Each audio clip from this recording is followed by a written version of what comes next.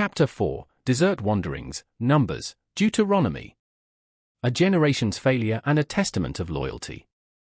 The journey that should have taken months turned into 40 years, the epoch of desert wanderings.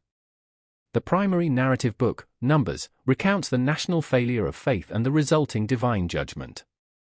This period, spanning for decades in the wilderness of Sinai, Paran, and Zin, represents one of the most sobering chapters in Israel's history, a testament to the consequences of unbelief and the faithfulness of God even in the face of human rebellion.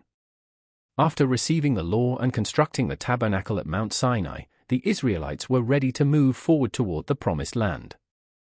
God organized them into a military camp, with each tribe assigned a specific position around the tabernacle and a specific role in the nation's life.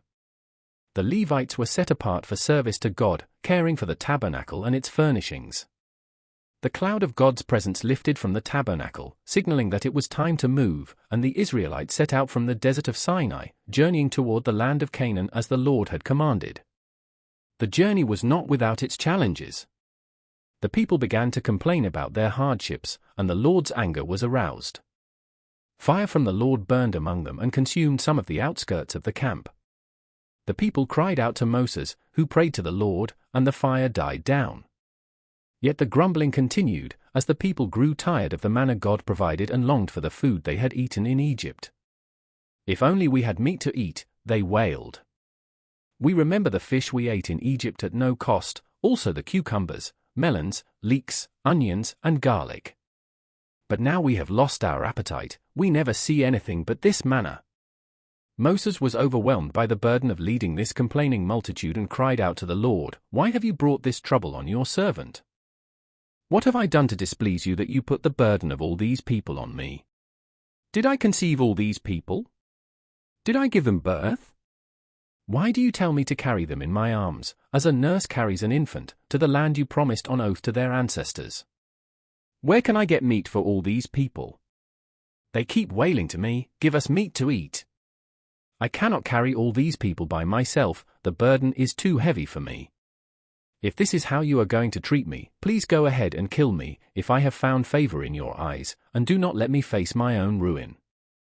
In response, God instructed Moses to gather 70 elders who would help him bear the burden. God also promised to provide meat for the people, so much that they would eat it for a whole month until it came out of their nostrils and they loathed it. Moses questioned how this could be done, but God replied, "Is the Lord's arm too short? Now you will see whether or not what I say will come true for you." God sent a wind that brought quail from the sea and scattered them around the camp, and the people gathered them all day and all night. But while the meat was still between their teeth, the Lord's anger burned against the people, and he struck them with a severe plague. The place was named Kibroth Hattaavah, which means graves of craving, because there they buried the people who had craved other food. The journey continued, and the Israelites arrived at the border of the Promised Land, at Kadesh Barnea. It was here that the turning point of this epoch occurred. Moses sent 12 spies, one from each tribe, to scout out the land of Canaan. He instructed them, "Go up through the Negev and on into the hill country. See what the land is like and whether the people who live there are strong or weak, few or many. What kind of towns do they live in? Are they unwalled or fortified? How is the soil? Is it fertile or poor? Are there trees in it or not? Do your best to bring back some of the fruit of the land." The spies spent 40 days exploring the land, and they returned with a cluster of grapes so large that it took 2 men to carry it on a pole between them. They also brought back pomegranates and figs, demonstrating that the land was indeed flowing with milk and honey, just as God had promised. However, 10 of the 12 spies brought back a terrifying report: "We went into the land to which you sent us, and it does flow with milk and honey. Here is its fruit. But the people who live there are powerful, and the cities are fortified and very large. We even saw descendants of Anak there. The Amalekites live in the Negev, the Hittites, Jebusites, and Amorites live in the hill country, and the Canaanites live near the sea and along the Jordan." Caleb, one of the spies, tried to quiet the people and said, "We should go up and take possession of the land, for we can certainly do it." But the men who had gone up with him said, "We can't attack those people, they are stronger than we are." And they spread among the Israelites a bad report about the land they had explored. They said, "The land we explored devours those living in it. All the people we saw there are of great size. We saw the Nephilim there, the descendants of Anak come from the Nephilim. We seemed like grasshoppers in our own eyes, and we looked the same to them." When the entire assembly raised their voices and cried out, the people wept aloud that night. All the Israelites grumbled against Moses and Aaron, and the whole assembly said to them, "If only we had died in Egypt, or in this wilderness. Why is the Lord bringing us to this land only to let us fall by the sword? Our wives and children will be taken as plunder. Wouldn't it be better for us to go back to Egypt?" And they said to each other, "We should choose a leader and go back to Egypt." Then Moses and Aaron fell face down in front of the whole Israelite assembly gathered there. Joshua son of Nun and Caleb son of Jephunneh, who were among those who had explored the land, tore their clothes and said to the entire Israelite assembly, "The land we passed through and explored is exceedingly good. If the Lord is pleased with us, he will lead us into that land, a land flowing with milk and honey, and will give it to us. Only do not rebel against the Lord. And do not be afraid of the people of the land, because we will devour them. Their protection is gone, but the Lord is with us. Do not be afraid of them." But the whole assembly talked about stoning them. Then the glory of the Lord appeared at the tent of meeting to all the Israelites. The Lord said to Moses, "How long will these people treat me with contempt?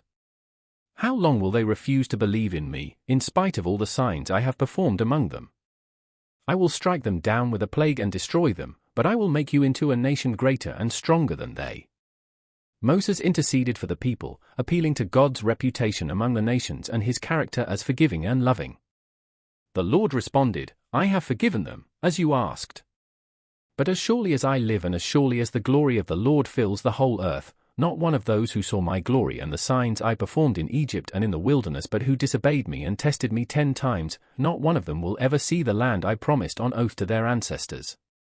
No one who has treated me with contempt will ever see it. But because my servant Caleb has a different spirit and follows me wholeheartedly, I will bring him into the land he went to, and his descendants will inherit it. Since the Amalekites and the Canaanites are living in the valleys, turn back tomorrow and set out toward the desert along the route to the Red Sea." Then the Lord said to Moses and Aaron, "How long will this wicked community grumble against me? I have heard the grumblings of the Israelites, which they are making against me. Say to them, as surely as I live, declares the Lord, I will do to you the very thing I heard you say. In this wilderness your bodies will fall, every one of you 20 years old or more who was counted in the census and who has grumbled against me. Not one of you will enter the land I swore with uplifted hand to make your home, except Caleb son of Jephunneh and Joshua son of Nun. As for your children that you said would be taken as plunder, I will bring them in to enjoy the land you have rejected. But as for you, your bodies will fall in this wilderness. Your children will be shepherds here for 40 years, suffering for your unfaithfulness, until the last of your bodies lies in the wilderness. For 40 years, 1 year for each of the 40 days you explored the land, you will suffer for your sins and know what it is like to have me against you." This was the terrible consequence of their unbelief.